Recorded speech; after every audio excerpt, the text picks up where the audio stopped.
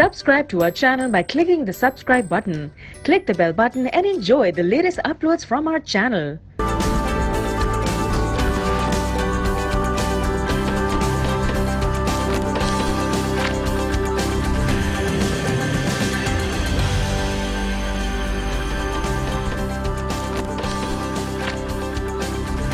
अस्सलामुअलैकुम, good morning. आज के साथ मैं हूं सबा शेख और मैं हूं सादिया खौस। आज है जुमेरात और है 13 जुलाई और हम आपके लिए लाए हैं कुछ खबरें, कुछ बातें और ढेर सारी मुस्कुराहटें और एक बेहतरीन सा टॉपिक।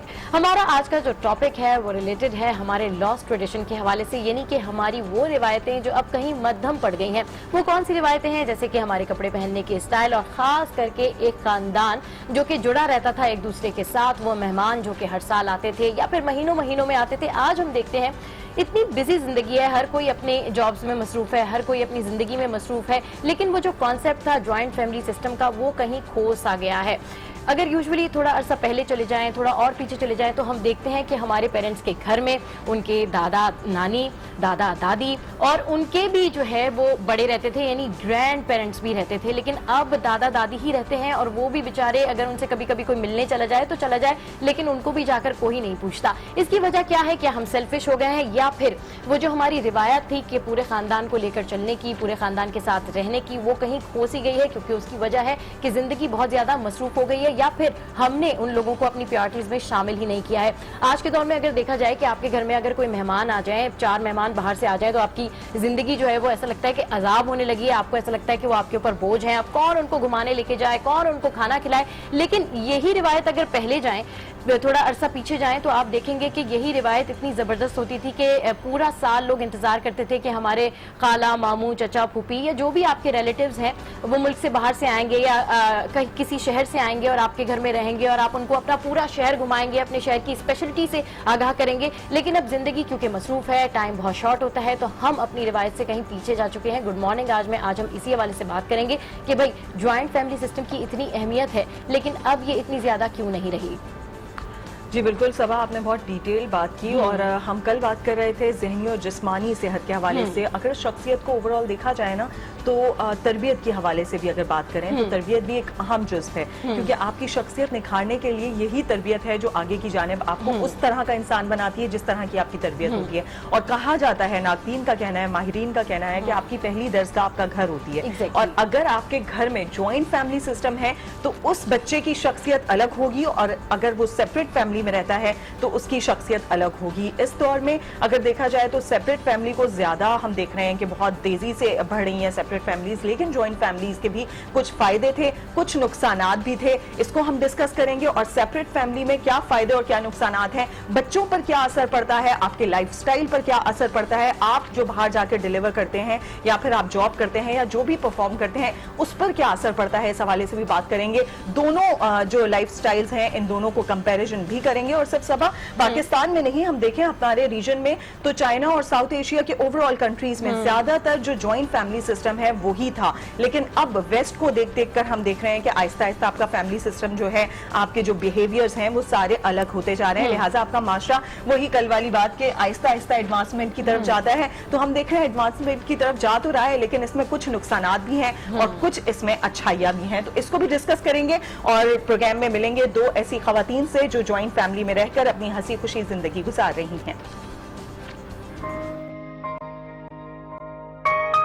मैं तो चूंकि एक सेपरेट फैमिली सिस्टम से आई हूँ, मैंने अपनी मदर को भी कभी नहीं देखा कि मतलब जॉइंट फैमिली सिस्टम में रहते हुए। लेकिन यहाँ आके शुरू में थोड़ा सा मुझे डिफ़िकल्ट लगा था एडजस्ट होने में, लेकिन ये है कि वक्त गुजरने के साथ साथ मुझे फ़ायदे नज़र आए, समझ में आया कि हाँ अकेले रहने में क्या परेशानी होती है, साथ रहने में। मेरी शादी 2014 में हुई है, 3 साल हो रहे हैं और मेरी 2 साल की बेटी है। और मैं सेपरेट फैमिली सिस्टम से आई हूँ यहाँ जॉइंट फैमिली में, तो मुझे यहाँ का सिस्टम बहुत अच्छा लगा कि सब बहुत सपोर्ट करते हैं, कोई प्रॉब्लम हो।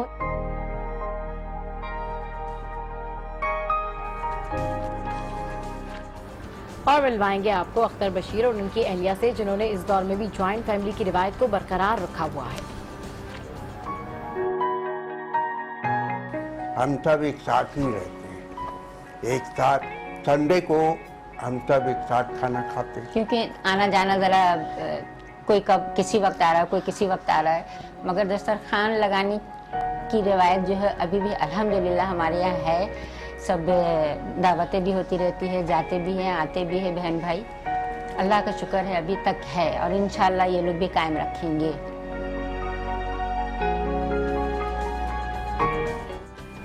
और मिलेंगे तूबा से भी, और जॉइंट फैमिली सिस्टम का वो हिस्सा हैं और आपको बताएं कि सेपरेट रहना वो पसंद करती हैं, और जानेंगे उनसे कि इसकी वजह क्या है। पहले ज़माने में ये होता था कि लोग जॉइंट फैमिली में शादी करते थे और जॉइंट फैमिली का फ़ायदा बहुत होता था, लेकिन अब ये होता है कि लोग सेपरेट रहना पसंद करते हैं। लेकिन ठीक है, उसके अपने फ़ायदे हैं, उसके अलग फ़ायदे हैं, लेकिन जॉइंट में ये होता है कि आप अगर कहीं बाहर जाना हो, कहीं कुछ बीमार हो गए हो, तो आपका ससुराल वाले आपका बहुत साथ देते हैं। हमारी इस खानदानी रिवायत के हवाले से मजीद भी आगे चलकर बात होगी, लेकिन सबसे पहले नजर डाल लेते हैं आज अखबारात की शह सुर्खियां क्या कह रही हैं।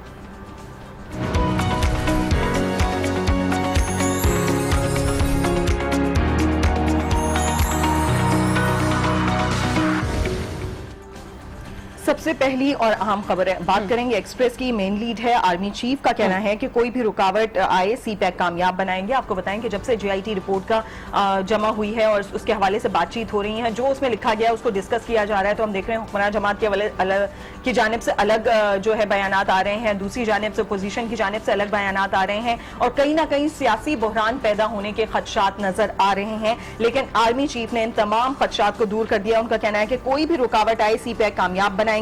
किसी को मंसूबे के हवाले से हमारी सलाहियतों पर शक नहीं होना चाहिए। फुल प्रूफ सिक्योरिटी फराम करने के लिए पुरज़्म है। सीपैक के लिए खत्ते में अमनो इस्तेहकाम जरूरी है। आज का पाकिस्तान पहले से ज्यादा महफूज है, ऐसा कहना था आर्मी चीफ का।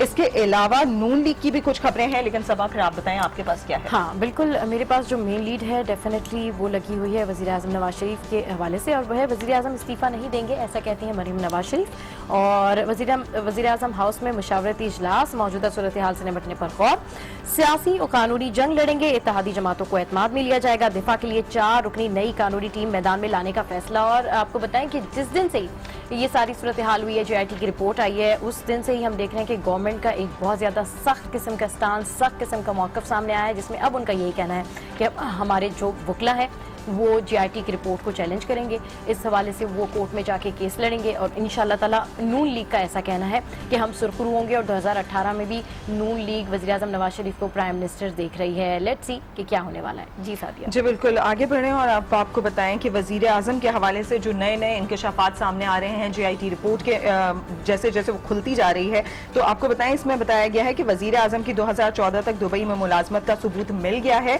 और तनख्वाह उनकी 10,000 दिरहम थी। मुत्तहिदा अरब अमारात ने मालूमात जेआईटी के सवालात में जवाब में दी। शवाहिद ना अहली के लिए काफी हैं, ऐसा कहा गया है इस रिपोर्ट में। और मजीद बताया गया है इस मुलाजमत की वजह से वज़ीर आज़म 5 जुलाई 2009 से 4 जुलाई 2015 तक दुबई में काम और रिहाइश रखने के लिए अकामा लेने के काबिल हुए थे। यानी कि वो ऑफशोर कंपनी के हवाले से भी बात हो रही है। दुबई की जो ऑफशोर कंपनी है उसके चेयरमैन रह चुके हैं, जैसा कि इमरान खान ने भी कहा है। और इसके अलावा उनकी जो 10 महीने की तनख्वाह थी वो भी मेंशन की जा चुकी है कि वो तनख्वाह भी इसकी लेते रहे हैं। जी, बड़ी इंपॉर्टेंट बात है और ये बड़ी इंपॉर्टेंट न्यूज़ है। डेफिनेटली जेआईटी इसकी तहकीकात करेगी कि क्या वजह है, क्योंकि ये इंतहाई इंपॉर्टेंट बात है कि वज़ीर आज़म नवाज शरीफ तनख्वाह लेते रहे हैं।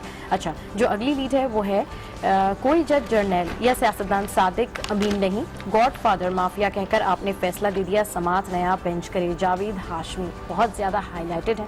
जावेद हाशमी का ये बयान इंतहाई हाईलाइटेड है और जावेद हाशमी से बहुत सारे लोगों ने राब्ता कायम करने की कोशिश की, तो उन्होंने कहा जी मैंने जो कहना था वो कह दिया, अब मैं जो है किसी शो पर आकर मजीद किसी किस्म की बात नहीं कर सकता। मजीद इन्होंने कहा कि शेख रशीद पहले, मेरा फिर मुशर्रफ और अब इमरान का दरबारी है। नवाज शरीफ ने मुझे कभी पसंद नहीं किया। जेआईटी कैसे बनती है और काम कैसे करती है जस्टिस अजमत सईद को पता है। जिस जज का नाम पनामा में है इसका नाम नहीं ले सकता। बहुत सारे सवालात उठाए हैं। जावेद हाशमी ने इंतहाई इंपॉर्टेंट बयान दिया है जिसके हवाले से यहाँ पर जंग ने मेन लीड लगाई हुई है।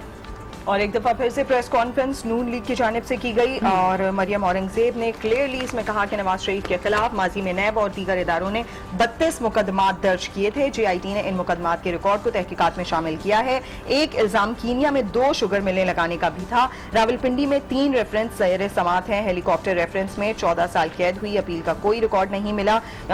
वजीर मुमलिकत इत्तलात मरियम औरंगजेब और इसके अलावा दानियाल अजीज जो कि कल प्रेस कॉन्फ्रेंस कर रहे थे और उनकी जानिब से एक दफा फिर कहा गया है कि जितना भी दबाव डालने वजीर आजम बिल्कुल भी इस्तीफा नहीं देंगे जब तक कि पूरा जो एहतसाब चल रहा है इस सिलसिले का फैसला नहीं आ जाता। ठीक है जी, ये तो कहा ही जा रहा है नून लीग की जानिब से कि हम इस्तीफा नहीं देंगे। अच्छा, कुछ शॉर्ट न्यूज़ में शामिल कर लेती हूँ, जबकि एक मेन लीड पढ़ देती हूँ कि नवाज शरीफ की कोई ऑफशोर कंपनी नहीं, JIT ने सुप्रीम कोर्ट को गुमराह किया। अब इस हवाले से भी तहकीकात की जाएंगी और फिर पता चलेगा कि क्या हकायक है। अच्छा जी, यहाँ पर जो एक इंतहाई अफसोसनाक खबर है ये खबर जब भी आती है मुझे हमेशा अफसोस होता है ये खबर पढ़ के।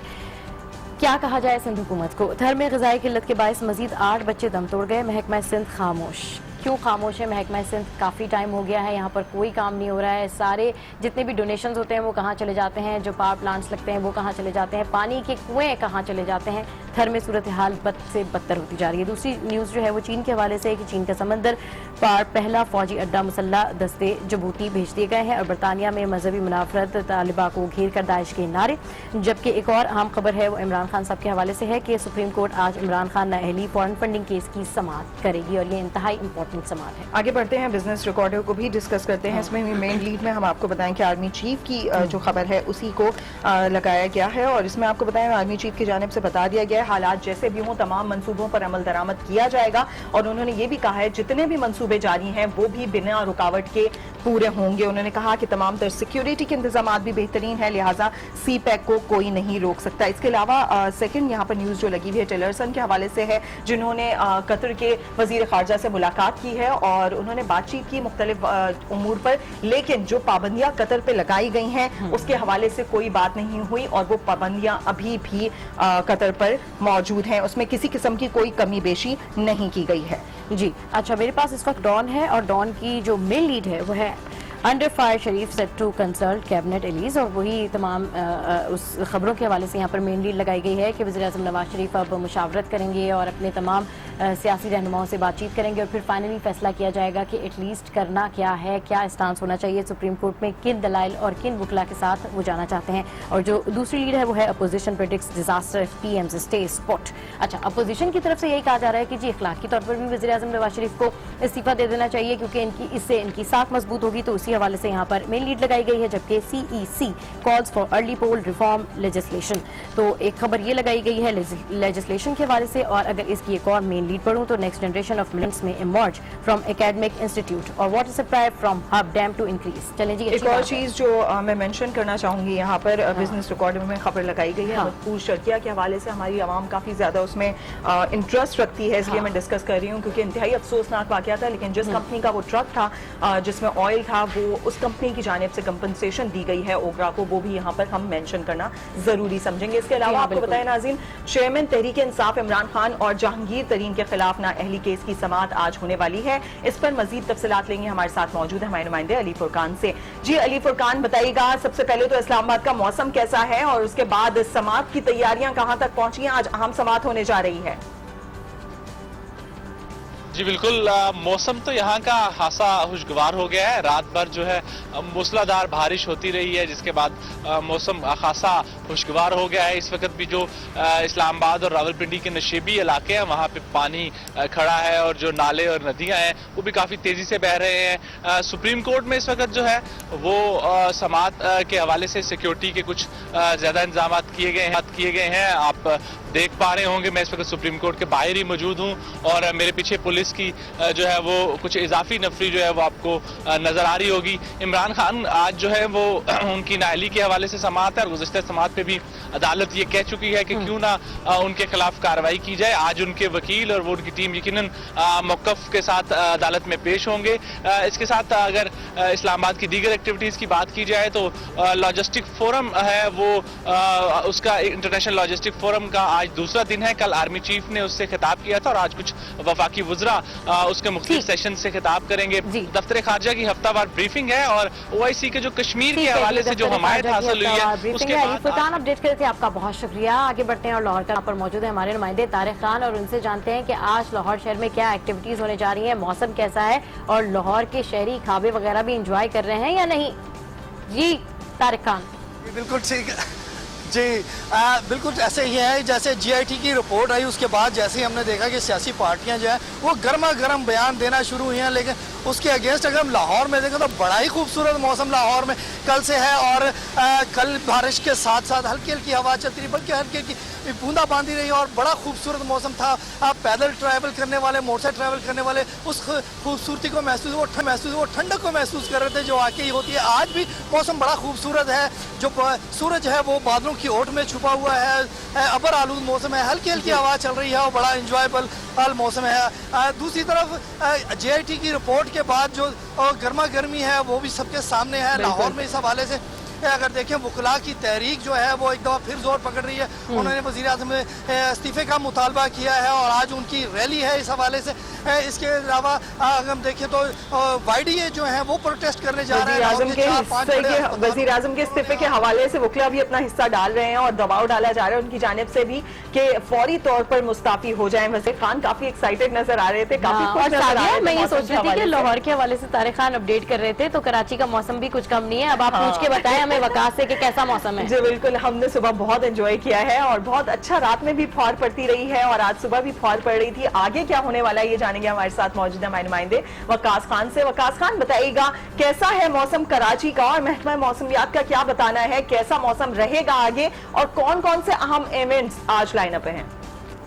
बिल्कुल काफ़ी खुशगवार मौसम है। गुज़िश्ता 3-4 दिनों से इसी तरह का मौसम है। मौसम अबर आलूद रहता है, बूंदाबांदी होती रहती है। गुज़िश्ता रात में भी तेज़ बूंदाबांदी हुई थी जिसकी वजह से सड़कों पे इस वक्त भी कीचड़ मौजूद है। अलबत्ता इस वक्त बूंदाबांदी तो नहीं हो रही, लेकिन मौसमियात का यही कहना है कि आइंदा आने वाले दिनों में इसी तरह की हल्की या तेज़ बूंदाबांदी होती रहेगी, लेकिन तेज़ बारिश के फ़िलहाल कोई इम्कानात नहीं है। और हम कहना चाहेंगे कि तेज़ बारिश ना हो तो ज़्यादा बेहतर है। वजह यही है कि यहाँ पर जो हालत है शहरी हुकूमत की वजह से, क्योंकि जो गटर लाइन है बहुत सारी जगहों पे बंद है। इसके अलावा जो बड़े नाले हैं वहाँ पर कचरा मौजूद है, सफाई का कोई भी इंतजाम नहीं है। तमाम ये गटर लाइनें और ये नाले चौक हुए हुए हैं, सफाई नहीं की जा रही है। अगर इस तरह की अगर तेज़ बारिश अगर होती है तो जिस तरह से पिछली बारिश में सड़कें तालाब बन गई थी, इसी तरह के मनाज़िर फिर दोबारा देखने में आएंगे। अगर तेज़ बारिश होगी तो शायद इससे भी ज़्यादा ख़राब सूरत हाल हो। लेकिन शहरी हुकूमत बार बार मीडिया इस बात को हाईलाइट कर रहा है कि जो इंतजामिया की जानिब से नाक़िस कारकर्दगी है उसके हाईलाइट कर रहा है, लेकिन फिर भी कोई इसके ऊपर कोई इक़दाम सामने नहीं आ रहे हैं। ठीक है, वकास खान अपडेट कर रहे थे, आपका बहुत शुक्रिया। और आज हम बात करेंगे, कोई कमेंट नहीं करेंगे, हम सड़के तालाब का मंजर पेश करेंगे। बस कराची का मौसम बहुत ज्यादा जो है जबरदस्त हो रहा है, औसम हो रहा है और आप जाके सी व्यू पे एंजॉय भी कर सकते हैं। Good morning.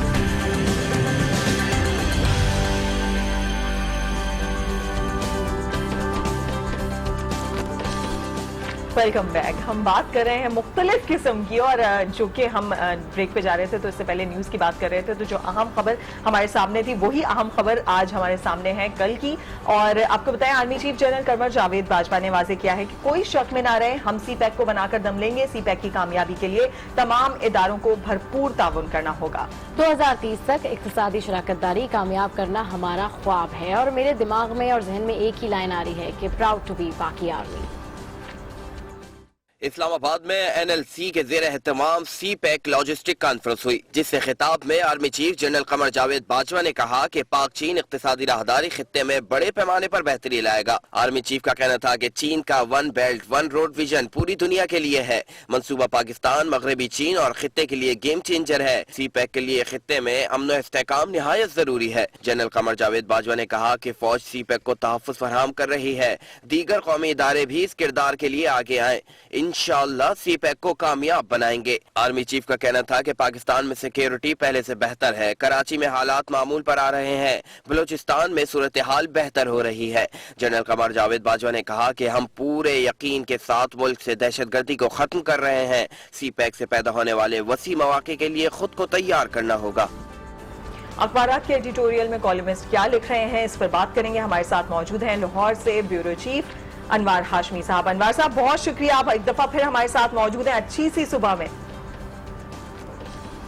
जी बिल्कुल, बहुत शुक्रिया, गुड मॉर्निंग। जी अनवर साहब, एडिटोरियल के ऊपर तो बात करेंगे, लेकिन सबसे पहले थोड़ी सी बात कर लेते हैं मौसम के हवाले से। हम लोग बात कर रहे थे मैं और सादिया कि कराची का मौसम बड़ा अच्छा हो रहा है और आज हम कोई चीज़ को तनकीद नहीं करेंगे कि सड़कें और नाले और नदियाँ। तो मैं इनको कह रही थी कि अगर आपने कराची का मौसम एंजॉय करना है तो आप छत पे जाएं और बादलों से अपना कॉन्टेक्ट बनाएं और ऊपर की बारिश एंजॉय करें तो आपको लगेगा आप स्विट्जरलैंड में। लाहौर में जो है वो मौसम बहुत अच्छा होता है, तो लोग कहाँ का रुख करते हैं? जैसे कराची में सी व्यू जाते हैं।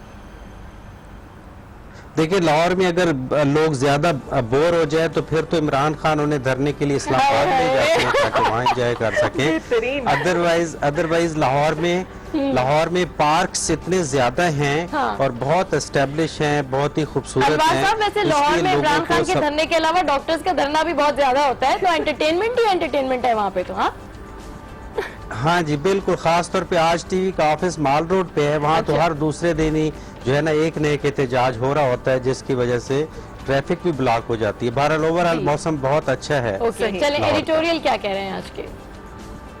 देखिए, एडिटोरियल अखबारात के बिल्कुल वही पोजीशन है, पूरी कोशिश के बावजूद कि जीआईटी और पॉलिटिक्स से हट के भी कोई चीज़ एडिटोरियल पेजेस पे तलाश की जाए जो अवामी मसाइल हों, लोगों के जो मसाइल हों, लेकिन अभी तक वो जगह नहीं बना पा रहे। तो आज भी खास तौर पे इंग्लिश अखबारात का जो सब्जेक्ट है उस जीआईटी से मिलता जुलता है, थोड़ा डिफरेंट एंगल से है।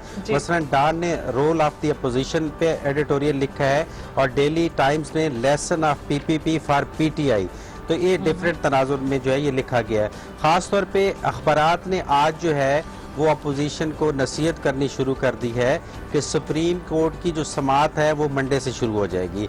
उससे पहले आप इतना तूफान बर्पा ना करें कि पार्टियों के अंदर फॉरवर्ड ब्लॉक की हौसला अफजाई शुरू कर दी गई है और इसके अलावा जो है वो अदालती फैसले से पहले जो है वो टीवी पे फैसले सुनाए जाने लगे हैं। तो इदारियों में यही कहा गया है अपोजिशन को कि वो जो अपोजिशन का रोल होता है कि तनकीद करें, निशानदेही करें, इस्तीफे का मुतालबा भी करें, लेकिन अदालत के फैसले का इंतजार भी जरूर करें। तो एक तो इस तरह में है। दूसरा जी बिल्कुल, दूसरा खास तौर पे जो सिंध कराची में जो ज़िमनी इलेक्शन हुआ है तो उसमें इंग्लिश अखबार ने लिखा है lesson of PPP for PTI. तो उन्होंने कहा कि देखें, पीपल्स पार्टी एहतजाज भी करती है, इस्तीफे का मुतालबा भी करती है, लेकिन डेडलाइनें नहीं देती। वो आज भी कराची के उन्होंने जो सईद गनी ने इलेक्शन विन किया है तो उन्होंने कहा है कि पीटीआई का एजेंडा था यूथ को सामने लाने का और वर्कर्स को सामने लाने का, लेकिन एक जो निचली सतह से एक वर्कर जो है ऊपर आया है सईद गनी, उन्होंने बड़े बड़े मरवत खानदान और उनको असूलों की बुनियाद पर रिजेक्ट करके एक मिसाल पीपल्स पार्टी ने कायम की है। तो पीटीआई भी जो है पार्टियों से बंदे तोड़ने की बजाय जो यूथ का वादा किया था उनको मेन स्ट्रीम पे लेके आए, उनकी हौसला अफजाई करे, इसको एक छोटी सी एक एग्जाम्पल बनाया जाए। तो इस तरह पॉलिटिक्स को जो है मुस्बत डगर पे लाने के लिए इंग्लिश और उर्दू अखबारात के इदारे आज हैं। जी बिल्कुल, अनवर हाशमी, आपने भी जिस तरीके से डिस्कस किया कि पीटीआई को पीपल्स पार्टी से सीखना चाहिए कि किस तरीके से तहम्मुल के साथ आगे बढ़ा जा सकता है, तनकीद भी करें लेकिन बढ़ के ना मारें, जिस तरीके से आपने कहा कि एडिटोरियल में डिस्कस किया गया है। हमने कल देखा कि शीरी रहमान की जानिब से भी एक प्रेस कॉन्फ्रेंस की गई और उसमें उन्होंने बहुत सारी चीजों की निशानदेही की, बहुत तरीके के साथ उन्होंने निशानदेही की, तनकीद भी की।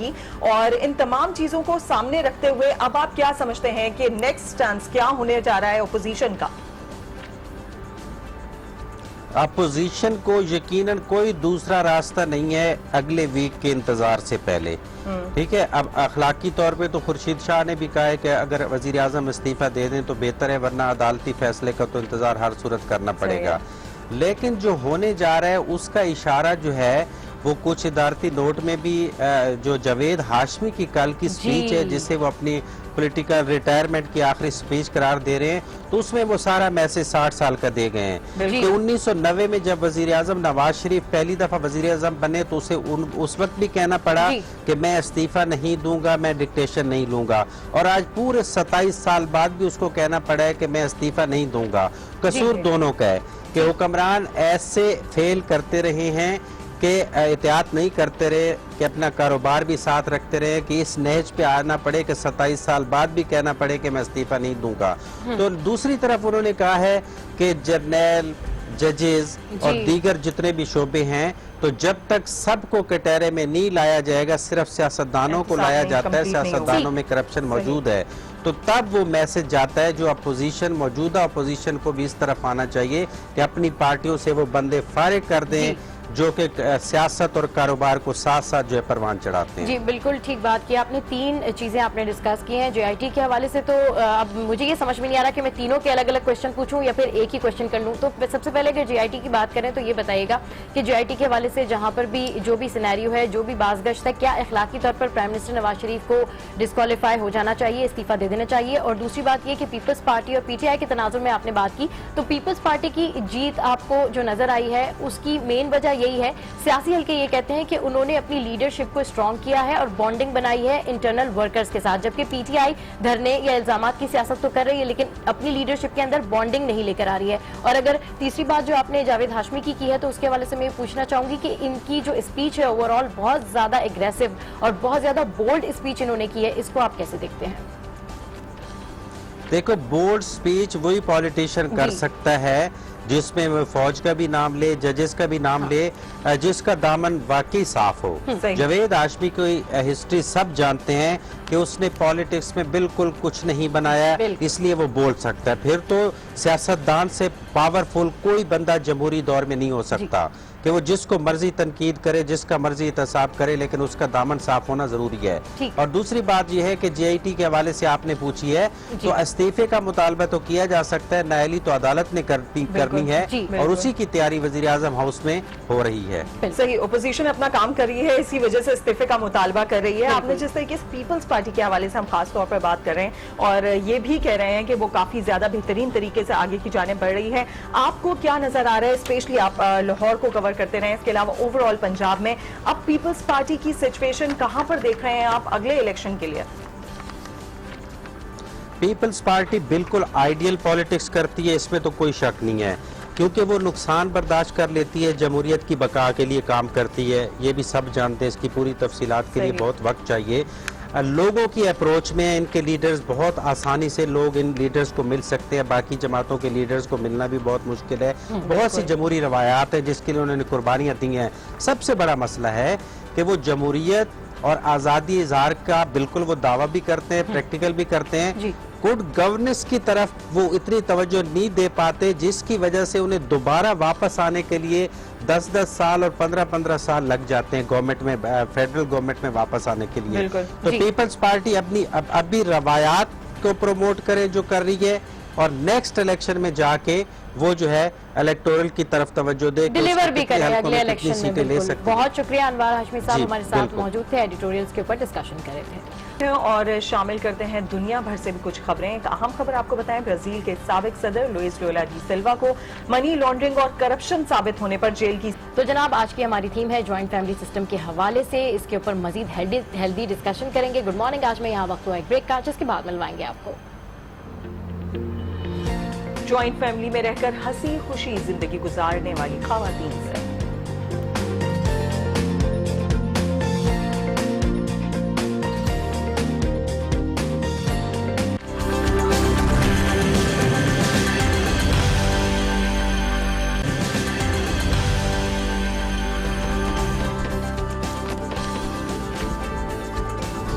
Welcome back. बात करें आज की तारीख की, तो आज की तारीख इंतहाई अहम है। कैसे, आपको बताते हैं कि आज के दिन यानी 13 जुलाई को 1951 में अमेरिका ने पहला न्यूक्लियर टेस्ट किया था।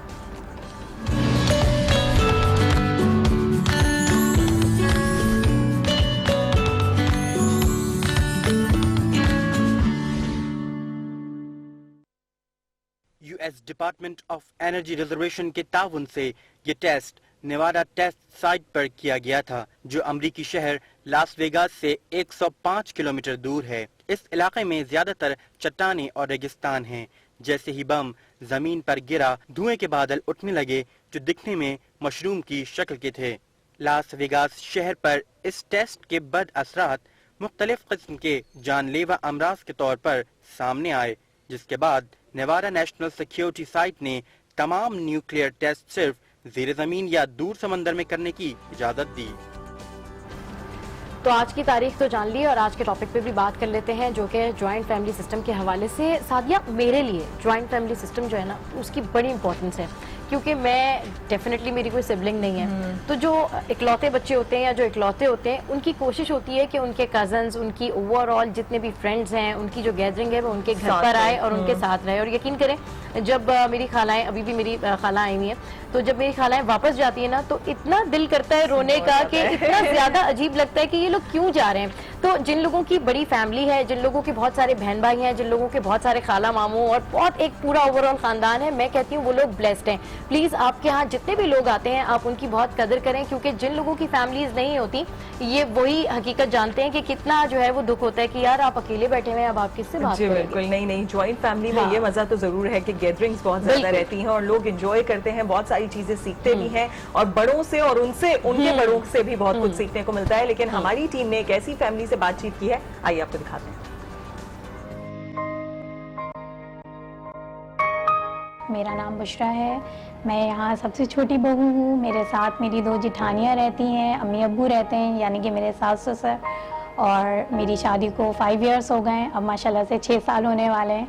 मैं तो चूँकि एक सेपरेट फैमिली सिस्टम से आई हूँ, मैंने अपनी मदर को भी कभी नहीं देखा कि मतलब जॉइंट फैमिली सिस्टम में रहते हुए, लेकिन यहाँ आके शुरू में थोड़ा सा मुझे डिफ़िकल्ट लगा था एडजस्ट होने में, लेकिन ये है कि वक्त गुजरने के साथ साथ मुझे फ़ायदे नज़र आए, समझ में आया कि हाँ, अकेले रहने में क्या परेशानी होती है, साथ रहने में।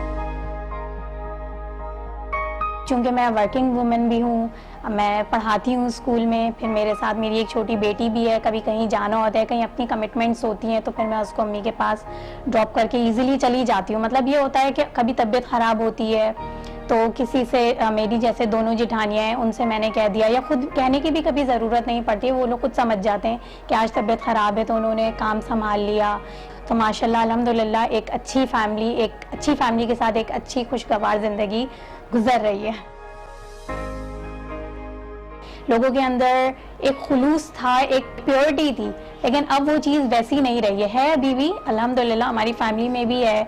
हम देखते हुए भी आए, हम कोशिश यही करते हैं कि हम अपने माहौल को खुशगवार ही रखें, आपस में लड़ाई ना हो, क्योंकि बाज़ दफ़ा होता है और नज़रअंदाज सब एक दूसरे को कर रहे होते हैं कि अगर किसी की कोई बात बुरी लग गई तो हम नज़रअंदाज कर दें, क्योंकि लेके अगर बैठेंगे तो फिर वो इश्यूज़ क्रिएट हो जाएंगे।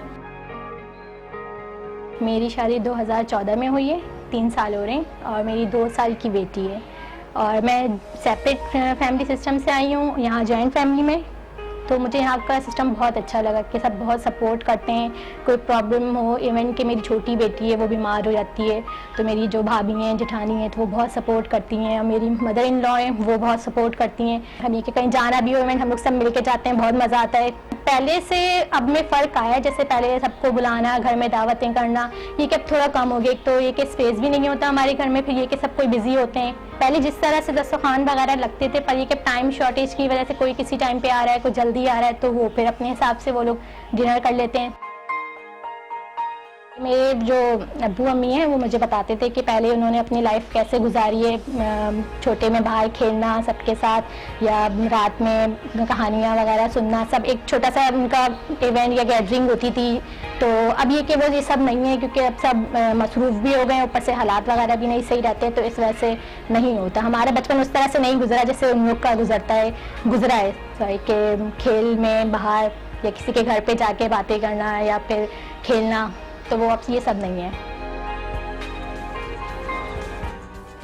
जी बिल्कुल, जैसा कि आपने पैकेज देखा सवा, हम लोग इन्हीं चीज़ों को मिस करते हैं, क्योंकि मैं सेपरेट रहती हूँ तो मैं समझ सकती हूँ कि कितना ज़्यादा आपको सपोर्ट मिल जाती है अगर आप काम भी करते हैं। हाँ। और इसके साथ साथ फिर आपको कभी ना कभी कोई ना कोई मसला दरपेश हो तो आपके बड़े मौजूद होते हैं आपकी हेल्प करने के लिए। लिहाजा हम ये कह सकते हैं कि जॉइंट फैमिली सिस्टम भी बहुत ज़्यादा अच्छा था, लेकिन वक्त के साथ साथ बर्दाश्त और फिर आपके बिहेवियर्स में चेंजेस आए तो फिर आपको सेपरेट फैमिली की तरफ भी जाना पड़ा।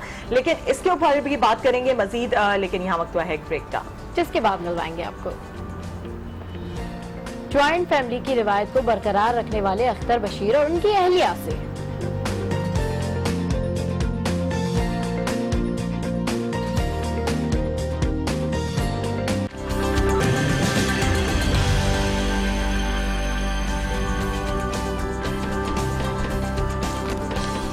सब हम जिस तरीके से बात कर रहे थे अपने नाजरीन को भी बताएं, हमारी थीम के हवाले से वही जॉइंट फैमिली सिस्टम और अब आहिस्ता आहिस्ता चेंज होता जा रहा है। और जिस तरीके से हमने पहले भी डिस्कस किया कि जॉइंट फैमिली सिस्टम में कुछ मसाइल भी होते हैं, कुछ प्रॉब्लम्स हैं जो एक दूसरे के साथ होती हैं, या आपस की फैमिलीज जो हैं वो उनमें कोई ना कोई रुकावटें, कोई ना कोई तलखियां आ जाती हैं, जिसकी वजह से हम देख रहे हैं कि सेपरेट फैमिली सिस्टम जो है वो ज्यादा अब इन होता जा रहा है। फैमिली में क्या क्या मसाइल होते हैं, उनको किस तरीके से काउंसिल किया जा सकता है, इसी पर बात करने के लिए हमारे साथ स्टूडियोज में मौजूद हैं फैमिली काउंसलर मिसेज अंजुम साहिबा। बहुत शुक्रिया मिसेज अंजुम, आप हमारे साथ मौजूद हैं, हमारे शो में आपको वेलकम कहते हैं। कैसी हैं आप? ठीक ठाक? बिल्कुल ठीक, आप दोनों अच्छा, ठीक हैं? बिल्कुल ठीक ठाक। अच्छा, आज बड़ा लाइवली हम जो है टॉपिक डिस्कस कर रहे हैं, बहुत ज्यादा इंपॉर्टेंस है इसकी और हमारी जिंदगियों में अहम किरदार भी अदा करता है ये टॉपिक, जॉइंट फैमिली सिस्टम।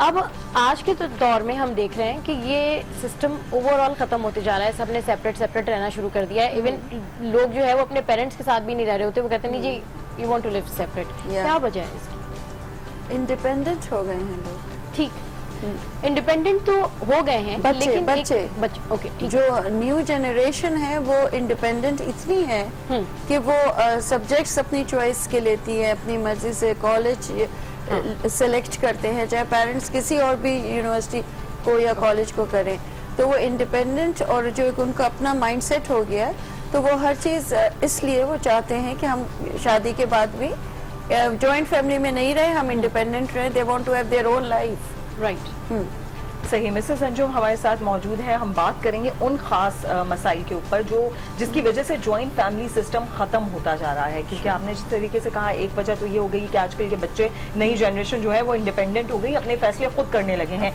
किस तरीके से उन्होंने रहना है, क्या पहनना है, क्या पढ़ना है, किस जगह पर पढ़ना है, ये सब चीज वो डिसाइड करते हैं खुद से। बिहेवियर्स के हवाले से बताइएगा, क्या बिहेवियर्स हैं जो अब पैदा होते जा रहे हैं, जिसकी वजह से तलखियां हो रही हैं, जिसकी वजह से जॉइंट फैमिली सिस्टम खत्म हो रहा है? आपके पास किस तरह के मसाइल आते हैं? देखो, इस तरह के आते हैं नॉर्मली कि लोगों को सबसे ज्यादा ये होता है कि हमारी मदर्स ने बहुत सफर किया जॉइंट फैमिली में रहते हुए। अब वो अम्मी और वो दादी ने ऐसा किया, और ये माएँ जो अपनी वो एक जो हमारे यहाँ का कल्चर है कि ये ठीक है, ये पूरी खैर दुनिया में सास बहू कहीं नहीं बनती, बट ये है कि वो देवरानी की भी शिकायत। तो वो एक बच्चे जो है ना, वो जॉइंट फैमिली में जो रेस हुए हैं, मैं 100% की बात नहीं करूंगी, बट मैं 80% की बात करूंगी कि वो ऐसे ही हुए हैं कि वो माएँ जो है वो अपनी जेठानियों की बुराई, शिकायतें देवरानियों की, तो नंदों की, तो सास की, तो बच्चे वो नहीं चाहते। वो उन्होंने बचपन से जो सुना है नेगेटिविटी, तो वो बस यही समझते हैं कि रिश्तों में साथ रहेंगे तो ये रिश्ते खत्म हो जाएंगे। राइट, वो यही समझते हैं कि जितना हम दूर रह के अच्छे से मिलेंगे तो ये रिश्ते प्यार मोहब्बत कायम रहेगा। ये नहीं है, वो छोड़ना नहीं चाहते हैं। जॉइंट फैमिली शादी के बाद अलग रहने का ये मतलब नहीं है कि वो अपने माँ बाप को छोड़े या वो कोई रिश्तेदार छोड़े। आपने बात की ना ओवरऑल के वो अपने पेरेंट्स को सफर करते हुए देखते हैं कि जी हमारी दादी ने ये कहा या नानी ने ये कहा या व्हाटएवर जो भी सिनेरियो होता है, उस वजह से ज्यादातर आजकल लोग सेपरेट फैमिलीज में रहना पसंद करते हैं, उसका कॉन्सेप्ट भी कॉमन है। ओवरऑल अगर बात की जाए इस ओवरऑल सीन की, इस ओवरऑल फैमिली की, तो इसमें डेफिनेटली कितना किरदार होना चाहिए उस औरत का या उस खातून का जो शादी के बाद एक जॉइंट फैमिली सिस्टम में जाती है और उसके चंद सालों बाद वो सेपरेट हो जाती है? तो अगर हर औरत ही इस तरीके से करेगी तो मेरे ख्याल में चंद ही खानदान बाकी रह जाएंगे जो कि जॉइंट फैमिली सिस्टम में होंगे। क्या करना चाहिए उस लड़की को, क्या करना चाहिए उस औरत को कि वो एक फैमिली के साथ भी रहे और उसकी अपनी आज़ादी और उसकी अपनी इंडिपेंडेंस जो है उसके ऊपर भी कोई प्रॉब्लम ना हो, कोई इशू क्रिएट ना हो? Very good question. देखो, जब एक बच्ची, आप लोग यंग बच्चियां हो, एक जब हमारी भी शादी हुई थी, मेरी शादी को भी आज माशाल्लाह 29 इयर्स हो गए। सो देखो, आप एक नई फैमिली में स्टेप इन करते हैं, तो जिस बच्ची की भी शादी हो रही है उसको भी टाइम लगता है पूरे सिनेरियो को समझने में। बिल्कुल। हमारे देखो, जॉइंट फैमिली में जब वो आती है तो वो मियाँ से ज्यादा दूसरे लोगों को प्लीज करना चाहती है, सास भी खुश रहें, यू नो, सिस्टम भी वो उसको, उस बच्ची को जो एक आती है शादियों के यंग बच्ची, उसको इतनी चीजें टैकल करनी होती हैं एक नए घर में आके। She wants to prove herself कि मैं बहुत अच्छी हूँ, you know, it's not easy. Right, it's not at all easy. Even आप फर्स्ट अपनी बहन की बेटी भी अपने घर ले आइए, अपनी आप सगी की भी ले आइए, वो इसी में वो बेचारी पूरी कोशिश करती है, ठीक, आप उसको टाइम वो मियाँ को सब बहुत ज्यादा उस तौर पे निगलेक्ट करके वो औरों को खुश करती है। जिस घर में वो आई है, जहाँ उसको लाए हैं, प्यार मोहब्बत से लाए हैं, अपने कड़े उतार उतार के माँ ने अपना जेवर दे दिया जो किसी को शेयर नहीं कर सकती थी, आप उस बच्ची को स्पेस दें, एग्जैक्टली, उसको आप रिस्पेक्ट दें, ठीक है। देखो आप उसको ये चीजें देंगे और उसको अप्रिशिएट करेंगे। हमारे यहाँ अप्रिसिएशन का तो पता नहीं क्या समझते हैं, तारीफ कर ली तो बच्चियां सर पे चढ़ जाएंगी, एरोगेंट हो जाएंगी, या शायद वो बस पता नहीं, आई डोंट नो, मतलब माओ को नहीं समझ आता। मिसेस अंजुम जिस तरीके से डिस्कस कर रही है, ताली दोनों हाथ से बजती है। जो लड़की आ रही है, जो लड़की आ रही है, उसने भी अपना पूरी तरीके से परफॉर्म करना है, पॉजिटिवली रह के, और फिर सामने वाली जो फैमिली है खास तौर पर, क्योंकि वो बहुत सारे लोग हैं और वो एक बंदी है, तो आई थिंक उन लोगों को भी स्पेस देना चाहिए सामने वाली को कि वो किस तरीके से परफॉर्म करें। जिस तरीके से आपने एक बहुत प्यारा पॉइंट उठाया था इससे पहले कि बच्चों के सामने जो माएँ हैं वो डिस्कस करती हैं कि फला की प्रॉब्लम, फला का मसला या फला की चीजें, तो ये मामला जो ये है, ये पूरा एक बच्चों के दिमाग में बन चुका होता है कि ज्वाइंट फैमिली सिस्टम में ये मसाइल हैं, लिहाजा ये नहीं चलना चाहिए। आपको क्या लगता है एक मदर की क्या रिस्पॉन्सिबिलिटी है कि अपनी ज्वाइंट फैमिली सिस्टम को आगे लेकर चलने के लिए बच्चों में क्या चीज उसको इस तरीके से डिलीवर करनी चाहिए? क्योंकि हम तो अपने बड़ों में देखते थे, बड़ों की बातें हो रही हैं तो चलो आप बाहर जाओ, बड़ों की बातें हो रही हैं, लेकिन अब वो चीज नजर नहीं आती है। नहीं, वो बिल्कुल नजर नहीं आती। और आप बच्चे जो है ना, देखो उनकी साइकी, ऑफ कोर्स बच्चा है वो, उसकी जो 6-7 ईयर्स से वो एब्जॉर्ब कर रहा है।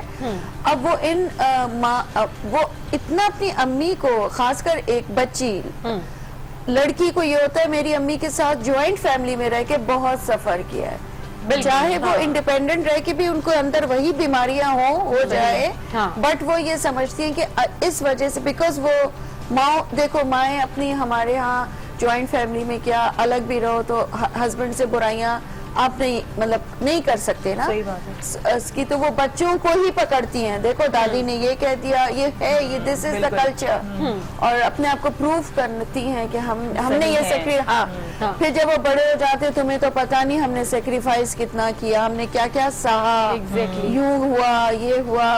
वो बच्चों की जो साइकी चेंज होती जाती है, वो टुवर्ड्स उनको बस यही लगता है कि साथ रहना, पहले था कि साथ रहते थे, लोगों में बर्दाश्त था, यही सब सिनेरियो पहले था, बिल्कुल बर्दाश्त। बड़ी ज्वाइंट फैमिलीज थी, एक एक कमरे में लोगों ने 20-20 साल, बच्चे भी उसी रूम में, पूरी ज्वाइंट फैमिली रहते थे, प्यार मोहब्बत था, सासें बहुत अनपढ़ सासें बाज दफा उस जमाने में बहुत अच्छी होती। बिल्कुल, मैं यही बात करना चाह रही थी कि आजकल हम देख रहे होते हैं कि हमारे कजिन्स में या ओवरऑल एक क्राइटेरिया है कि जी एक लड़की डॉक्टर है या इंजीनियर है या पायलट है और उसकी शादी एक एवरेज फैमिली में हुई है, तो उसको ऐसा लगता है कि शायद उसको मेंटेन करने में प्रॉब्लम होगा, या वो एवरेज फैमिली उसको प्रोटोकॉल नहीं देना चाहती कि जी अगर ये पायलट है, इंजीनियर है या डॉक्टर है तो अपने घर की होगी, हम तो इसको अपनी तरह ट्रीट करेंगे। तो ये माइंडसेट चेंज करना कितना ज्यादा जरूरी है कि जो जिस तरह रहना चाहता है आप उसको उसकी फ्रीडम दीजिए, बाकी अगर आप मिल बांट के या प्यार से रह रहे हैं तो मेरे ख्याल में आप ज्वाइंट फैमिली सिस्टम में भी रह सकते हैं। Nothing like it, joint family के बहुत सपोर्ट है रहने में आपको हर तरीके से। मैं बताऊं, जो जैसे आप अलग इंडिपेंडेंट रहते हैं, बच्चों को, मैं इस जमाने की या 30 साल पहले की भी बात करूंगी, बच्चों को जो वैल्यूज सिखाते हैं ना वो हमेशा बड़े लोग सिखाते हैं। बिल्कुल। एक यंग कपल ठीक है, उसके पास नौकर है, सपोज सब कुछ है, या उसकी बीवी हाउसवाइफ है, घर में बैठी है, जो वैल्यू अब वो फंसी जाती है, बच्चे को पालना इज वेरी टफ। सही बात है कि वो अभी रोया, फिर वो बड़ा हुआ तो होमवर्क तो सुलाओ, ये जो वैल्यूज, जो तौर तरीके, जो चीजें सिखाते हैं वो बड़ी माएँ और बाप सिखाते हैं। बिल्कुल। उनके सारी तहजीब तमीज सिखाते ही वो ठीक है, पेरेंट्स अपने तौर पे सब कुछ करते थे, want the best for their child, वो चाहते हैं ये सबसे अच्छा लगे, मैनर वाला भी हो, he should know each and everything, he और शी व्हाटएवर, बट जो तौर तरीके आपके पेरेंट्स या ग्रैंड पेरेंट्स सिखाते हैं, आपके सिखा के चले गए हैं। और लाइकवाइज दादा दादी का जो रोल है बच्चों के लिए इट्स वेरी इंपॉर्टेंट। बिल्कुल। अच्छा मिसेस अंजू, हम बात कर रहे थे कंप्लीट शख्सियत की, कल भी हमने बात की सेहत के हवाले से भी, जिस्मानी तौर पर भी, लेकिन शख्सियत और बनती है आपकी तरबियत से भी। और तरबियत की आपने जिस तरीके से बात की कि आपके ग्रैंड पेरेंट्स अगर आपके साथ मौजूद हैं तो आपके फादर और मदर से ज्यादा एक्सपीरियंस्ड लोग हैं वो, और वो आपको ज्यादा अच्छे तरीके से गाइड कर सकते हैं। इस दोनों चीजों में अगर हम सेपरेट फैमिली के बच्चे को उठाएं और हम जॉइंट फैमिली के बच्चे को उठाएं तो उन दोनों में डिफरेंस नजर आता है, पेशेंस नजर आती है, कॉन्फिडेंस ही अलग है, सही सही, there is a confidence in that child. अच्छा, आप हमारे यहाँ माओ को किस तरीके से गाइड करेंगी कि ये चीज कितनी ज्यादा पॉजिटिव है और उनको अपने बच्चों को इस तमाम चीज को, ये जो सिनेरियो इनको मिला हुआ है जॉइंट फैमिली का, जो इनको एक मैं कहूंगी बेनिफिट मिला हुआ है, उससे वो किस तरीके से कैश कर सकते हैं? देखो, ये माएँ जो हैं उनको समझना चाहिए, उनको सोचना, वो हमारे इमोशनल बहुत हैं, बहुत इमोशनल हैं, तो वो बस वो in the end of the day वो बच्चों ही पे सारा फ्रस्ट्रेशन भी उतारती हैं, नौकरों पे तो नहीं उतारती, औरों पे के चले जाएंगे, मियाँ से तो जाहिर सी बातें नहीं हो सकता लड़ाई झगड़ा, तो वो माओ ही को अपने आप को बैलेंस करना चाहिए। देखो, दुनिया में सबसे बड़ी चीज एक माँ के लिए उसकी औलाद है, बिल्कुल, nothing more than your own kid, nothing.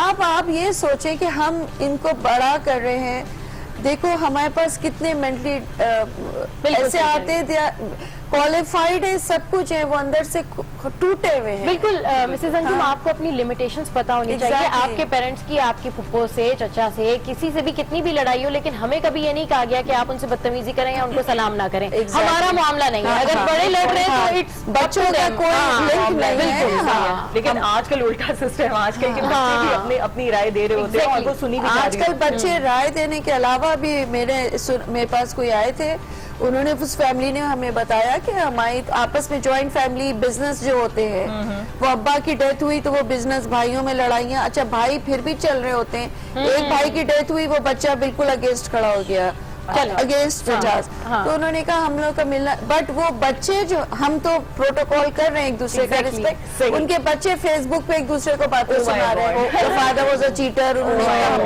You know this is very wrong. ये जो बच्चों के अंदर आया हुआ है। मिसेस अंजुम, हमारे पास टाइम शॉर्ट है, लेकिन हमारे पास जो डिस्कशन हम लोग कर रहे हैं, मेरे ख्याल से इसके लिए बहुत ज्यादा टाइम चाहिए, और बात से बात निकले आ रही है, मसाइल से मसाइल निकले आ रहे हैं, लेकिन आपने बहुत सारे मसाइल को बहुत कम वक्त में हमारे साथ डिस्कस किया। बहुत शुक्रिया आप यहाँ पर मौजूद थी, हमारे लोगों को, हमारे देखने वालों को, व्यूअर्स को खास तौर पर आपने गाइड किया। Thank you so very much. Thank you so much. बिल्कुल, और इस वक्त मैं बहुत ज्यादा अपने आप को ब्लेस फील कर रही हूँ कि मेरे पेरेंट्स ने मुझे इतनी अच्छी तालीमात दी हैं। अम्मी अब्बू, आई लव यू। खैर, ये इंतहाई परेशान और अफसोसनाक बात है कि पाकिस्तान में भी अब ज्वाइंट फैमिली सिस्टम का रुझान कम होता चला जा रहा है, और उसकी बुनियादी वजह यही है कि हम लोगों में टॉलरेंस नहीं है, हम किसी को बर्दाश्त नहीं करते हैं, हम किसी की बात नहीं सुन सकते हैं। अगर हमारी गलती हो तो हम सॉरी भी नहीं करते हैं, और उसके बाद हम उतना ही अकड़ते हैं जितना हम गलत होते हैं। सबसे ज्यादा एक चीज जो, जिसकी वजह हम लोगों ने मिसेस अंजुम से भी डिस्कस की, पेशेंस। अब के बच्चों में या फिर अब की जनरेशन में बिल्कुल भी बर्दाश्त नहीं रहा है, लेकिन बहुत से लोग ऐसे भी हैं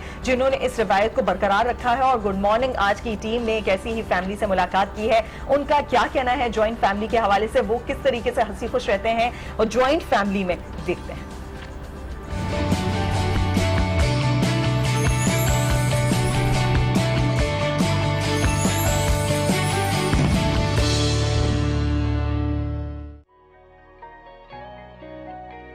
मेरा नाम अख्तर बशीर है, मेरे वालिद का नाम महमूद आलम है।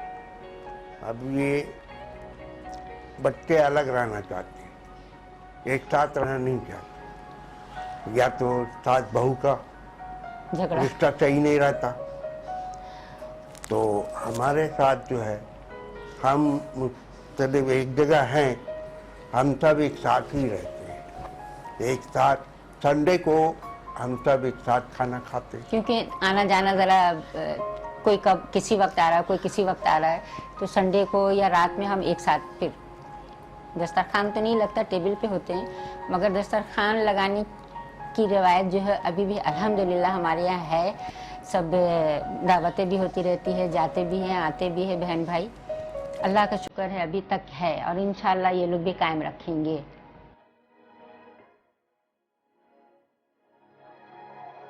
पहले में और अब में फर्क ये है कि वो पहले लोग एक जगह होते थे, बैठते थे, मगर अब वो चीज नहीं है। मोहल्ले में भी ये बात नहीं है, हर एक अपने अपने कमरे में। बस कभी किसी के यहाँ कोई तकलीफ हो गई तो वहाँ गैदरिंग हो गई, या किसी के यहाँ कोई मैयत हो गई तो वहाँ गैदरिंग हो गई। असल में वरना सब अपने अपने सेपरेट। टाइम भी नहीं है ना बच्चों के पास। अब देखिए मेरे बच्चे, अगर मैं कहीं जाना भी चाहती हूँ या इनकी वाइफ भी जाना चाहती होंगी तो 8 बजे 8:30 बजे घर में आ रहे हैं, तो अब उनसे क्या बोला जाए कि बेटा कहीं लेके चलो। उनकी हालत देख के ही आदमी खामोश हो जाता है कि इस कंडीशन में नहीं, हाँ इस कंडीशन में नहीं होते। 12 घंटे से ज्यादा तो आपकी ट्रैफिक थका देती है उन लोगों को।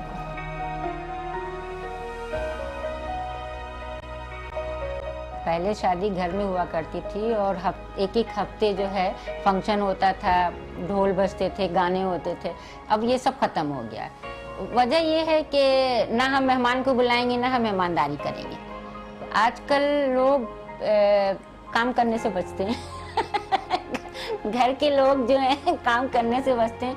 ना हम ज़्यादा लोगों को इनवाइट करेंगे, ना हम बैठकबाजी करेंगे, तो जाहिर है उसमें तो फिर हर चीज़ का ख्याल करना पड़ता है ना, मेहमान के नाश्ते का भी, खाने का भी।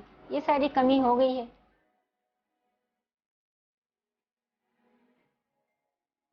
पहले घर बड़ा होता था, उसमें बहुत सारे लोग एडजस्ट हो जाते थे, मगर अब 2 कमरे का मकान है, इसमें हम किसी और को बुला करके रख नहीं सकते, उनका रहने सहने का बंदोबस्त नहीं करते। नहीं मगर बड़े घर वाले भी आजकल ये नहीं करते हैं कि रेस्टोरेंट में दे दिया, हॉल बुक करवा लिया, तो ये है सारी बात। एक जगह बैठ के भी जो है ना, आजकल बच्चों के हाथ में मोबाइल होता है, वो आपसे बात नहीं करेंगे, मोबाइल लेके बैठे हुए होते हैं। अगर आप मेहमान के साथ बैठे तो मेहमान से बात करें, नहीं वो मोबाइल उनके हाथ में होता है। कुछ तो बच्चे ऐसे होते हैं, जैसे मेरे बच्चे, वो उनका ऑनलाइन काम चल रहा होता है, फ़ोन पे बात करते हो, मगर कुछ गेम खेल रहे होते हैं। तो ये सब है दूरी होने की वजह। मैं जब शादी होके आई थी तो मेरा ससुराल जो है 20-25 लोगों में था। मैं अपने घर में सेपरेट अम्मी और अब्बू के साथ रहा करती थी। माशाल्लाह मैंने वहाँ पे साथ दी। फिर यहाँ आई तो 4 देवर की शादी की, उन लोगों के साथ भी मैं रही और बड़ा अच्छा साथ गुजरा। एक देवरानी तो मेरे साथ 25 साल रही। असल में अपनी तबीयत की भी कुछ बात होती है। मज़ा उस वक्त भी आता था, अल्हम्दुलिल्लाह मज़ा अभी भी आता है। तो वो मोहल्लों में जो है अब वो पहले वाली बात नहीं है, लोग अपने अपने घरों में रहते हैं, मगर सिर्फ कोई तकलीफ होती है तो एक जगह हो जाती है।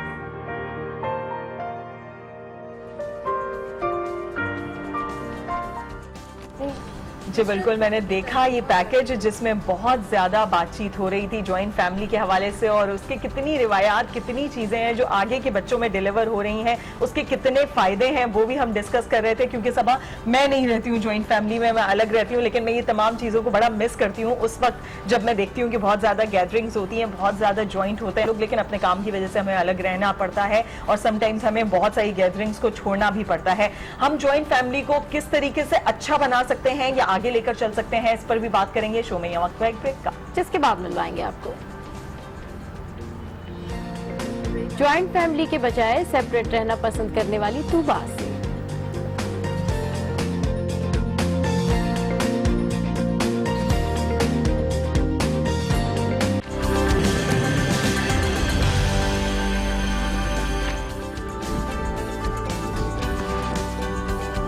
Welcome back to good morning आज। और गुड मॉर्निंग आज में बात हो रही है ज्वाइंट फैमिली सिस्टम की, जो कि हमारी थीम है। तो ज्वाइंट फैमिली सिस्टम की एक खास बात यह है कि ज्वाइंट फैमिली सिस्टम में आपको खाने बड़े मजे मजे के मिल जाते हैं। आपको सिर्फ अम्मी के हाथ का खाना नहीं पड़ता, बल्कि आपको दादी भी कभी हलवा बना के दे देती हैं, चाची भी कभी पकौड़े तल देती हैं और चचा भी बाजार से कुछ ला देते हैं। लेकिन यहाँ पर मावरा क्या बना के दे रही हैं, ये देखने के लिए चलना पड़ेगा झटपट रेसिपी की जानिब।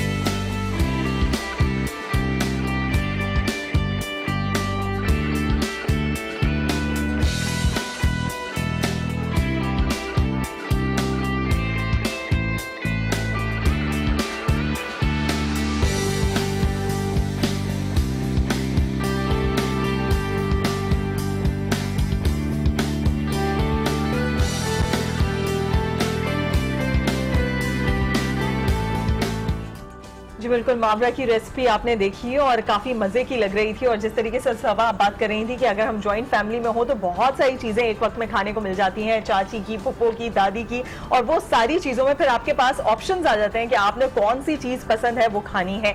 बात हो रही है जॉइंट फैमिली की, तो आपको बताएं कुछ खवातीन ऐसी भी हैं जो इन तमाम चीजों को एंजॉय नहीं करती। जनाब, कुछ खवातीन की ख्वाहिश दिखाई देती है कि वो अपना घर बनाएं जिसमें उनका शौहर हो और वो खुद हो और उनके सिर्फ बच्चे हों। जी हाँ, ऐसी खवातीन वो होती हैं जिनका दिल नहीं चाहता कि वो अपनी फैमिली के अलावा किसी और के लिए खाना बनाएं या अपनी फैमिली के अलावा किसी और के लिए कोई भी कमाल कर दिखाएं। तो हमारी टीम ने एक ऐसी हाउसवाइफ से मुलाकात की है जो जॉइंट फैमिली के बजाय सेपरेट रहना ज्यादा पसंद करती हैं। आइए देखते हैं कि इनके क्या तहफ्फुज़ात हैं, क्या कह रही हैं। मेरा नाम तूबा है।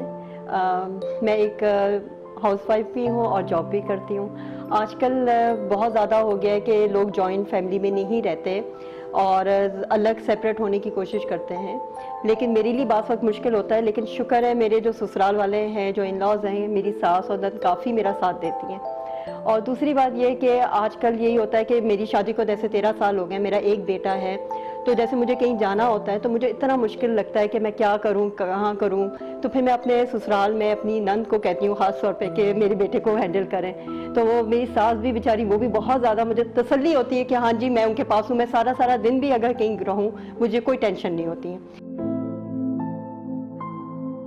पहले ज़माने में ये होता था कि लोग जॉइंट फैमिली में शादी करते थे और जॉइंट फैमिली का फ़ायदा बहुत होता था, लेकिन अब ये होता है कि लोग सेपरेट रहना पसंद करते हैं। लेकिन ठीक है, उसके अपने फ़ायदे हैं, उसके अलग फ़ायदे हैं, लेकिन जॉइंट में ये होता है कि आप अगर कहीं बाहर जाना हो, कहीं कुछ बीमार हो गए हो, तो आपका ससुराल वाले आपका बहुत साथ देते हैं। सेपरेट रहने के अपने फ़ायदे हैं, अपने डिफरेंट पहलू हैं, डिफरेंट चीज़ें हैं, क्योंकि कुछ लोग चाहते हैं कि हाँ सेपरेट रहना है। ठीक है, इंडिपेंडेंट हर कोई चाहता है, हर लड़की चाहती है, हर लड़का चाहता है कि इंडिपेंडेंट हो, हमारे यहाँ इंटरफेरेंस ना हो। वो अपनी जगह है, वो तो आप जॉइंट फैमिली में रह के भी अलग रह सकते हैं और इंटरफेरेंस ना करें और अपने काम से काम रखें।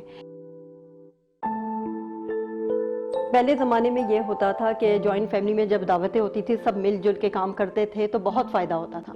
अब अकेले रहने में ये होता है कि हाँ जी अकेले हैं, अब क्या काम करें, कैसे हम लोग हैंडल करेंगे इतने सारे लोगों को। अब ये कह देते हैं कि जी फ़ोन करते हैं और कॉल करते हैं, हाँ जी फ़लानी जगह आ जाओ, उस रेस्टोरेंट में आ जाओ, हम तुम लोगों की दावत यहाँ करना चाहते हैं। लेकिन जॉइंट फैमिली में फ़ायदे बड़े थे कि हाँ जी सब मिलजुल के, कुछ कोई खाना नंद पका रही है, कोई जुटानी पकानी है, कोई सास बना रही है, मिलजुल के होता था। लेकिन अब ज़माना ही चेंज हो गया, बिल्कुल डिफरेंट हो गया। जॉइंट फैमिली होती थी, बहुत सारे फंक्शंस होते थे शादियों ब्याह में, कोई मेहंदी भी, दूसरी मेहंदी, लड़के के अलग घर जाना, लड़कियों के घर अलग आना, माइयों अलग होना, लड़के की माइयों अलग होना। लेकिन अब ये रिवाज सब ख़त्म होते जा रहे हैं। अब ये होता है कि सेपरेट रहने में ये होता है कि अब क्या ये करना, सिर्फ एक निकाह रख लेते हैं और ख़ाली एक फंक्शन वलीमे का रख लेते हैं बस। बाकी ये कि जॉइंट फैमिली में ये होता था कि मिलजुल के बहुत सारे फंक्शन होते थे, मिलजुल के करना सब कुछ, लेकिन अब ये सब कुछ ख़त्म हो चुका है। आजकल के बच्चों का ये हाल हो गया है कि पहले ज़माने में बच्चे जो पढ़ते थे साथ में दादा दादी से बैठ के पढ़ रहे होते थे। उर्दू दादा ने पढ़ा लिया, मैथ्स फुप्पो ने पढ़ा लिया, मतलब इस तरह के जॉइंट फैमिली में मतलब फ़ायदे होते थे। लेकिन अब क्या होता है कि बच्चे जी इंडिपेंडेंट अपना पढ़ रहे हैं, ट्यूटर आके पढ़ लिया, या आईपैड पे हर वक्त बैठे खेलते रहना, या मोबाइल फ़ोनों में अपने गेम्स लगा के करते रहना। वो रवाज सब ख़त्म ही होते जा रहे हैं, जैसे हमारे ज़माने में बचपन में होते थे कि हाँ जी अब ईद का मौका है, चलो बेटे चलें दादा दादी से मिलें, चलो दादा दादी के पास जाके रुको, हम लोगों ने फ़लानी जगह, मतलब वो सब रिवाज ऐसा ऐसा ख़त्म होते जा रहे हैं। और बाकी ये कि आजकल के बच्चों कहूँगी कि ज़रूर ये आदत डालें कि बड़ों की रिस्पेक्ट करें, कि ननियाल हो या ददियाल हो, क्योंकि बड़ों का होना बहुत ज़रूरी है। और ये रिश्ते बहुत प्यारे होते हैं, माँ बाप के भी और सास ससुर के भी, उनकी इज्जत करें क्योंकि ये रिश्ते बार बार नहीं मिलते।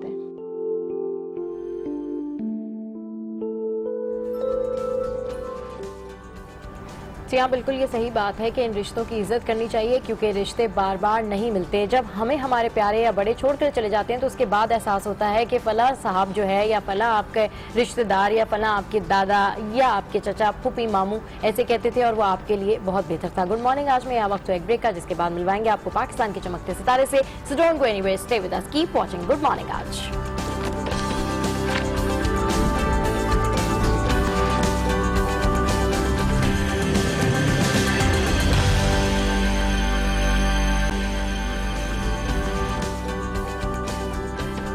बिल्कुल बात कर रहे हैं हम जॉइंट फैमिली के हवाले से, और जिस तरीके से सबा हमने कहा कि बहुत कुछ सीखने को मिलता है दादी से, पुप्पो से, और जितने भी बड़े इर्द गिर्द मौजूद हैं आपको बहुत सारी चीजें एक वक्त में सीखने को मिल जाती हैं। और उसी के बाद हम देखते हैं कि चमकते सितारे निकलकर पाकिस्तान के सामने आते हैं। इसी तरह के एक चमकते सितारे हमारे साथ मौजूद हैं जो बहुत अच्छी सिंगिंग करते हैं, आसिम शहजाद। आसिम शहजाद, सबसे पहले तो आपको कहेंगे खुशामदीद हमारे शो में, और उसके बाद सिंगिंग से पहले आप क्या करते थे, सिंगिंग क्यों चूज की, और कौन सी टाइप है जो आपकी स्पेशलिटी है, ये जानना चाहेंगे आपसे। सिंगिंग का तो खैर मुझे बचपन से शौक था, और उसको फिर मैं करता रहा, लेकिन इसमें जो है ना बहुत सारी ऐसी वजूहत होगी जिसकी वजह से ना मतलब आगे चांस नहीं मिल रहा था कोई। अच्छा, ठीक है, मतलब जहाँ जाओ लाइन में लगो, बैठे रहो, कल आ जाओ, परसों आ जाओ। ये तो अलमिया है हमारे मुल्क का। फिर इस वजह से फिर मैं थोड़ा सा डिसाइड हो गया, फिर मैंने छोड़ दिया इसको। अच्छा, फिर मैं कराची आया, और कराची आके फिर मैंने अपना ब्यूटी सैलून है मेरा, तो यहाँ पर लोगों से मेरे क्या कॉम्बिनेशन है, सिंगर भी है, ब्यूटी सैलून भी है, तो मेरे ख्याल में बिल्कुल रंग जम जाता होगा आपके सैलून में। तो जी जो आपके क्लाइंट्स आते हैं फरमाइश करते हैं आपसे गाने की? जी बिल्कुल करते हैं, और होता है, ये भी होता है। ठीक। और कह रहा था कि मतलब यहाँ पर जब मैं आया तो लोगों से ताल्लुकात बने, फिर जाहिर सी बात है शोबिस के लोग आना शुरू हुए, किसी से मतलब ऐसे अच्छी हेलो होगी, उसने बोला यार अच्छा गाते हो। तो मेरे एक दोस्त है, उन्होंने मुझे फर्स्ट टाइम जो है ना मेट्रो पे बिठाया, और पहला मेरा वो शो था, और उसके बाद फिर रास्ते मेरे लिए बनते चले गए। माशाल्लाह, तो टैलेंट अपना रास्ता खुद बना लेता है। बिल्कुल। आसिम, आपसे जल्दी से हम पहला गाना सुनना चाहेंगे, 2 घंटे का। जी। तो यूजुअली सिंगर्स मॉर्निंग में रियाज करते हैं, आपकी भी वही है स्केड्यूल के सुबह सुबह उठे और फिर रियाज करना शुरू कर? कोई सुबह में करता, कोई शाम में। कोई शाम में। अच्छा, दोस्तों की तरफ से, फैमिली की तरफ से कितनी सपोर्ट मिली जब सिंगिंग स्टार्ट की, या फिर बचपन से जिस तरीके से आपने कहा कि शौक था, तो वो तो एक बाथरूम से आवाज आ रही होती है जोर से, तो वो आवाज आती होगी, तो फिर अम्मा ने नहीं बोला कि क्या कर रहे होते तुम अंदर खड़े होकर? नहीं, मुझे मेरी फैमिली की तरफ से और दोस्तों की तरफ से बहुत सपोर्ट थी, सबकी तरफ से। अच्छा, तो इस वजह से जो आज मैं यहाँ बैठा हूँ। आसिम, पहला गाना कौन सा गाया था जब आप किसी भी कंपटीशन में मैदान में उतरे थे? तो कौन सा गाना गाया था जिसके बाद सबने कहा था नहीं जी Asim you can sing very well? पहला गाना मैंने एक गाया था, एक तो मैडम का था कि दम दा भरोसा यार, और एक था शायद ये था, चले, और था। अभी आप मैंने कोई आपने नाम लिया मैडम नूरजहां का, और एक और बड़ा नाम नुसरत फतेह अली खान का। अच्छा, खान साहब की कोई अच्छा सा सॉन्ग, कोई अच्छी सी गजल या कोई चीज आप किस्म के हमें 3 सॉन्ग सुनाए, क्लासिकल और जबरदस्त किस्म के मेलोडियस सॉन्ग थे, और सारे सॉन्ग्स जो थे वो फेवरेट सिंगर्स के थे। तो गुड मॉर्निंग आज के शो से फिलहाल इतना ही। उम्मीद है कि आज के शो से आपको बहुत ज्यादा मालूमात हासिल हुई होंगी, और वो तमाम लोग जो ज्वाइंट फैमिली सिस्टम में नहीं रहते हैं, सेपरेट रहते हैं, तो कम से कम आज के दिन जाइए और अपने प्यारों से मिलिए और उनमें खुशियां बांटिए। तो आप में भी कोई खास टैलेंट है और आप भी सीट पर आना चाहते हैं तो हमें अपनी कहानी बताइए हमारी सोशल मीडिया साइट पर, हम डेफिनेटली आपको यहाँ बुलाएंगे। जी बिल्कुल, हमारी रिवायात है, हम ही लेकर आगे चलेंगे तो ही कायम रहेंगी, इसके अलावा ये कायम नहीं रह सकती। लिहाजा इसी अच्छी सी बात के साथ आप सबसे कहेंगे खुदाफिज। कल फिर हाजिर होंगे नई बातों के साथ, नई मुस्कुराहटों के साथ। अब तक के लिए इतना ही। हंसते रहिए, मुस्कुराते रहिए। कीप वॉचिंग गुड मॉर्निंग आज।